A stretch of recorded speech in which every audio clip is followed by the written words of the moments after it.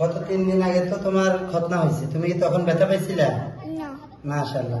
এখন যে তোমার ডিভাইস খুলতে আসছো, এখন কোনো ব্যথা আছে তোমার? না।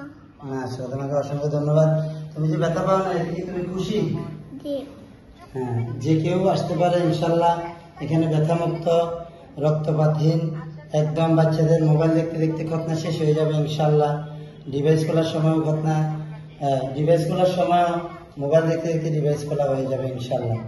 একদম স্বাভাবিক ছিল, ওর আম্মু থেকে শোনা যায়, ও বাসায় একদম স্বাভাবিক ছিল না, কোনো সমস্যা হয়েছে? স্বাভাবিক ছিল। স্বাভাবিক ছিল, মাশাআল্লাহ। এমনি তো আপনি তো জানেন ও ভয় পাইছিল, জি। তখন ভয় পাওয়ার পরে আমরা উঠানোর পরে, বেডে উঠানোর পরে কি আর কোনো কান্না করছে? না। মাশাআল্লাহ।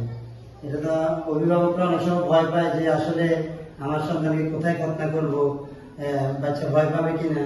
এখানে ভয়ের কিছুই নেই। ও প্রথমে একটু ভয় পাইছিল, পরে যখন আমরা কাজ শুরু করছি ওকে আমরা বলেছিলাম যে তুমি যদি ব্যথা পাও তুমি চলে যাবা, তুমি যদি ব্যথা পাও তোমাকে আমরা খতনা করবো না, তুমি বেড থেকে নেমে চলে যাবা। এক ফোঁটা, একটা পিঁপড়ার কামড়ার মতো যদি তুমি ব্যথা পাও তুমি চলে যাবা, বলছিলাম না তাসিন? জি। তোমাকে বলছিলাম না, যদি একটু ব্যথা পাও তুমি নেমে চলে যাবা, বলছিলাম? জি।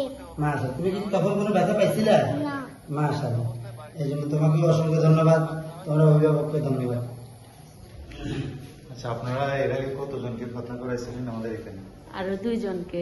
আরো 2 জন। আপনার কি হয় তারা? একটা আমার ছেলে আর একটা আমার বোনের মেয়ের ছেলে।